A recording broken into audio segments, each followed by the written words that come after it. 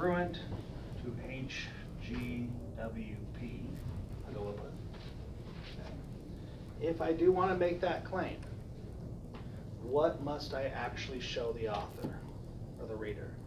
What needs to be shown here? All the sides and angles are equal. Back up one step. All the sides are equal. Back up. That's the same level of step. Same size and same shape. That's the definition of congruency. Same size, same shape. So that's what I need to prove. How, Sammy, do we prove something is the same size? Same side length, same angle. Same size is going to be same side lengths. Same side length. How do I prove same shape? Same angles. So if you want to genuinely prove to me that ABCD is congruent to HGWP, you need to prove to me that this side is the same size as that, this one is the same as that, this one's the same as that, and this one, we'll call it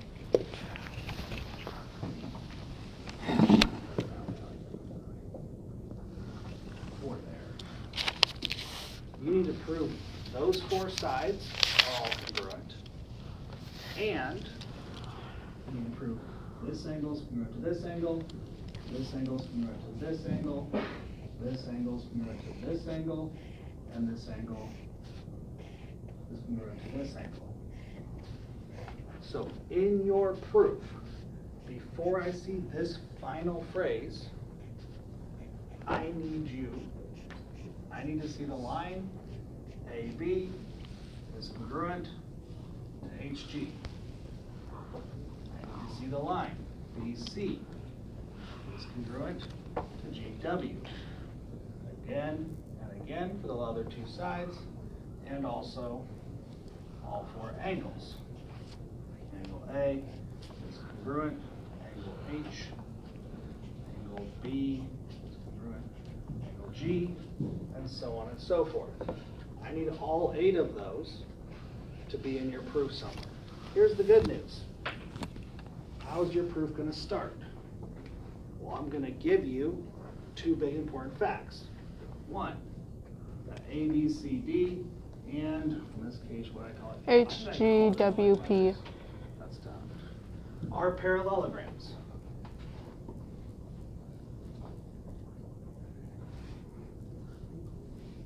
That's going to be a given statement.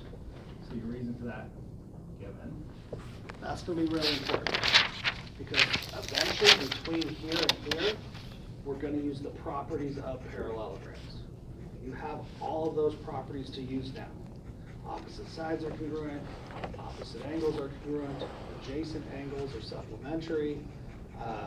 We know stuff about the diagonals if we needed it to prove more stuff, right? All of the properties of a parallelogram that we just talked about yesterday, you now have access to use as reasons to make more claims. And I'll show you what that looks like in a second. The tough part about this with parallelograms is that everything here is within the same one, right? These properties of parallelograms do not compare HG to AB, they compare HG to PW.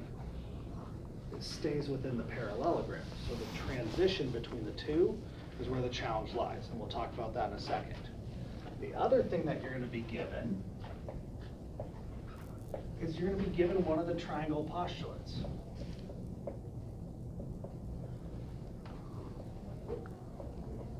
Which in reality means what? I gave you 3 of the 8. I'm giving you, if we look at, let's say, angle side angle. If that's the one I gave you and asked you to prove it, I gave you an angle, I gave you a side, and I gave you an angle. Which means 3 of the 8 things you need to prove are done, because they're given. You got 5 more to go. So here's the question. How do we transfer that bridge between the two? What it boils down to is the following idea. If A equals B, B equals C, and C equals D, then A equals B. That's not A, B, C, D from this picture. Okay? Different. But this idea that we can transfer equality, right? I can replace and use substitution. If A equals B, then I could call B A. So then A equals C. If C equals D, but C equals A, I can call C A. A equals D. What that looks like here is the following situation. If I know that PW is congruent to HG, right? Why? Well, that's part of the definition of parallelogram. Opposite sides are congruent. And I know that AB is congruent to DC. And, again, same reasoning. And I know that DC is congruent to PW. How would I know that? Well, it's one of my given statements, right? So if I have those three steps, Wait, how is that given? I'm saying, it's the side I was given, part of being told that. Okay. If I have that side is congruent, and I know these two things are congruent, and these two things are congruent, then I'm allowed to say AB must be congruent to HG. The build-up to all of that is that sequence. Could be in any order, right? But if PW equals HG, and DC equals AB, and PW equals DC, then HG has to equal AB. So we have to rely on the fact that we have a given statement that connects the two. And then we have to build a sequence of equality through properties of parallelograms. Okay? So that's how you're going to bridge the gap between the two. And then we would go into the AB is congruent Now to we prove HG. it. That one, congruent to that one. Yay! 4 down, 4 to go. But here's the fun fact, right? What do you know about G and P? These are congruent. What do you know about D and B? Those are congruent, and if those two things are congruent, and these two things are congruent, then these two are congruent. Exact same setup of structure to prove congruency. We're still lining up what's equal to each other, and then saying, well, because this is equal to this is equal to this, and these two things equal to each other, these two equal to each other. Same argument. Same argument here. Equal to each other, equal to each other, equal to each other, must equal each other. The hard part, what the heck do you know about that?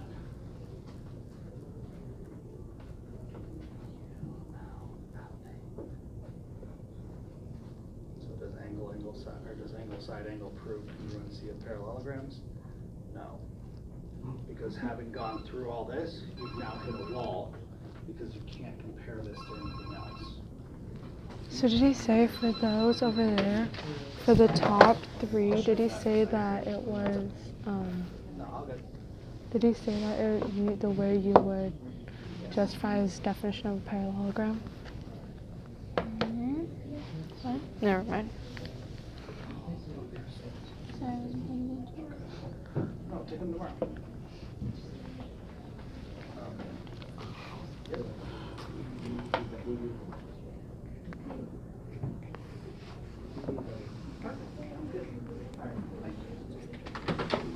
So here's the problem.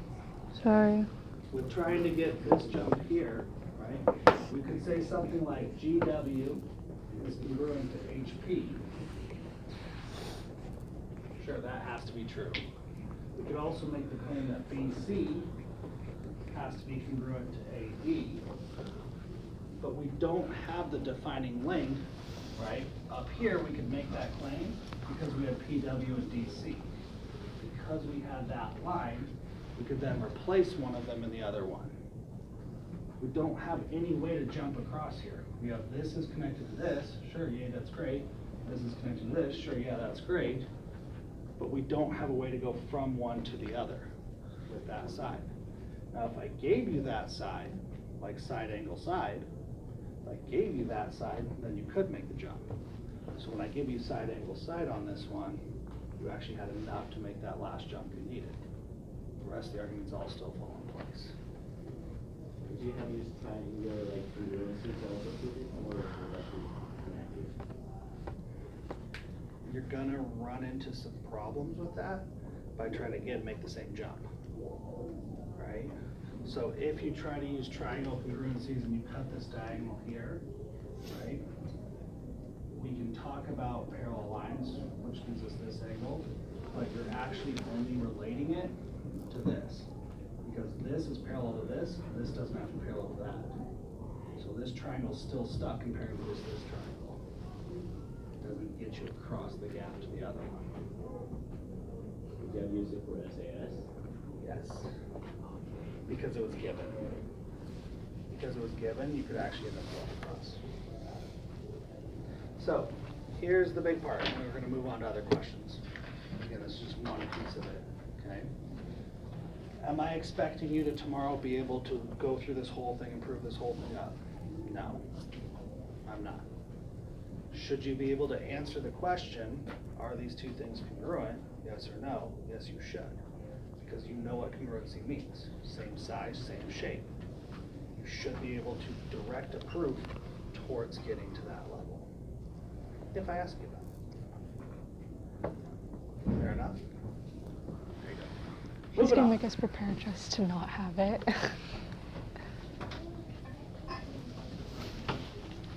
Ooh, door's locked. Ooh, door's locked.